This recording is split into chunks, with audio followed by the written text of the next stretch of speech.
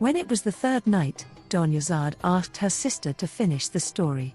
"With pleasure," said Shahrazad and went on, "I have heard, O fortunate king, that the third old man told the Ifrit a more remarkable story than the other two, and that in his astonishment and delight the Ifrit granted him the remaining share of the blood debt and allowed the merchant to go free. For his part, the merchant went and thanked the old men, who congratulated him on his safety, after which each of them went home. This, however, is not more surprising than the tale of the fisherman. When the king asked what that was, she went on. I have heard, O fortunate king, that there once was a poor, elderly fisherman with a wife and 3 children, who was in the habit of casting his net exactly 4 times each day. He went out to the shore at noon one day, put down his basket, tucked up his shirt, waded into the sea and cast his net. He waited until it had sunk down before pulling its cords together and then, finding it heavy, he tried unsuccessfully to drag it in. He took one end of it to the shore and fixed it to a peg that he drove in there, after which he stripped and dived into the sea beside it, where he continued tugging until he managed to get it up. He climbed out delightedly, put his clothes back on and went up to the net, only to find that what was in it was a dead donkey, and that the donkey had made a hole in the net. The fisherman was saddened by this and recited the formula, "There is no might and no power except with God, the Exalted, the Omnipotent," before saying, "This is a strange thing that God has given me by way of food." And then reciting, "You who court danger, diving in the dark of night. Give up, your efforts do not win your daily bread from God. The fisherman rises to earn his keep. There is the sea, with stars woven in the sky. He plunges in, buffeted by waves, his eyes fixed on his billowing net. Happy with his night's work, he takes back home a fish, its jaw caught up on his pronged hook. This fish is bought from him by one who spent his night out of the cold, enjoying his comforts. Praise be to God, who gives and who deprives. For one man eats the fish, another catches it." He encouraged himself, saying that Almighty God would show favor and reciting, "When you are faced with hardship, clothe yourself in noble patience, that is more resolute. Do not complain, then, to God's servants, you complain to those who have no mercy of the merciful." He freed the donkey from the net, which he then wrung out before spreading it out again and going back into the sea. Invoking the name of God, he made another cast, waited until the net had settled, and found it heavier and more difficult to move than before. Thinking that it must be full of fish, he fastened it to his peg, stripped off his clothes and dived in to free it. After tugging at it he got it up on shore, only to discover that what was in it was a large jar full of sand and mud. Saddened by this sight, he recited, "Troubles of time, give up. Stop, even if you have not had enough. I came out looking for my daily bread, but I have found there is no more of this. How many a fool reaches the Pleiades? How many wise men lie hidden in the earth?" The fisherman threw away the jar, wrung out his net, cleaned it and went back a third time to the sea, asking God to forgive him. He made his cast and waited for the net to settle before drawing it in, and this time what he found in it were bits of pots, bottles and bones. He was furious and, shedding bitter tears, he recited, "You have no power at all over your daily bread, neither learning nor letters will fetch it for you. Fortune and sustenance are divided up. One land is fertile while another suffers drought. Time's changes bring down cultured men, while fortune lifts the undeserving up. Come, death, and visit me, for life is vile. Falcons are brought down low while ducks are raised on high. Feel no surprise if you should see a man of excellence in poverty, while an inferior holds sway.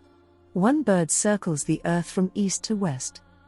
Another gets its food but does not have to move." He then looked up to heaven and said, "O my God, you know that I only cast my net 4 times a day. I have done this thrice and got nothing, so this time grant me something on which to live." He pronounced the name of God and cast his net into the sea. He waited until it had settled and then he tried to pull it in, but found that it had snagged on the bottom.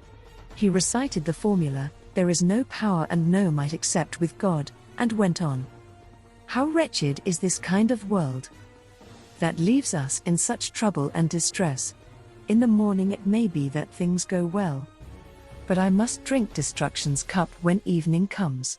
Yet when it is asked who leads the easiest life, men would reply that this was I. The fisherman stripped off his clothes and, after diving in, he worked his hardest to drag the net to shore. Then, when he opened it up, he found in it a brass bottle with a lead seal, imprinted with the inscription of our master Solomon, the son of David, on both of whom be peace. The fisherman was delighted to see this, telling himself that it would fetch 10 gold dinars if he sold it in the brass market. He shook it and, discovering that it was heavy as well as sealed, he said to himself, I wonder what is in it? I'll open it up and have a look before selling it. He took out a knife and worked on the lead until he had removed it from the bottle, which he then put down on the ground, shaking it in order to pour out its contents. To his astonishment, at first nothing came out, but then there emerged smoke which towered up into the sky and spread over the surface of the ground. When it had all come out, it collected and solidified, a tremor ran through it, and it became an Ifrit with his head in the clouds and his feet on the earth. His head was like a dome, his hands were like winnowing forks and his feet like ships' masts. He had a mouth like a cave with teeth like rocks, while his nostrils were like jugs and his eyes like lamps. He was dark and scowling. When he saw this Ifrit, the fisherman shuddered, his teeth chattered, his mouth dried up and he could not see where he was going. At the sight of him the Ifrit exclaimed, There is no God but the God of Solomon, his prophet. Prophet of God, do not kill me, for I shall never disobey you again in word or in deed. Ifrit, the fisherman said, You talk of Solomon, the prophet of God, but Solomon died 1800 years ago and we are living in the last age of the world. What is your story and how did you come to be in this bottle? To which the Ifrit replied, There is no God but God. I have good news for you, fisherman. What is that? The fisherman asked, and the Ifrit said, I am now going to put you to the worst of deaths. For this good news, leader of the Ifrits, exclaimed the fisherman, you deserve that God's protection be removed from you, you damned creature. Why should you kill me, and what have I done to deserve this? It was I who saved you from the bottom of the sea and brought you ashore. But the Ifrit said, Choose what death you want and how you want me to kill you. What have I done wrong? Asked the fisherman, and why are you punishing me? The Ifrit replied, Listen to my story, and the fisherman said, Tell it, but keep it short as I am at my last gasp. No, fisherman, the Ifrit told him, that I was one of the apostate jinn, and that together with Sokka, the jinni, I rebelled against Solomon, the son of David, on both of whom be peace. Solomon sent his vizier, Asaph, to fetch me to him under duress, and I was forced to go with him in a state of humiliation to stand before Solomon. I take refuge with God, exclaimed Solomon when he saw me, and he then offered me conversion to the faith and proposed that I enter his service.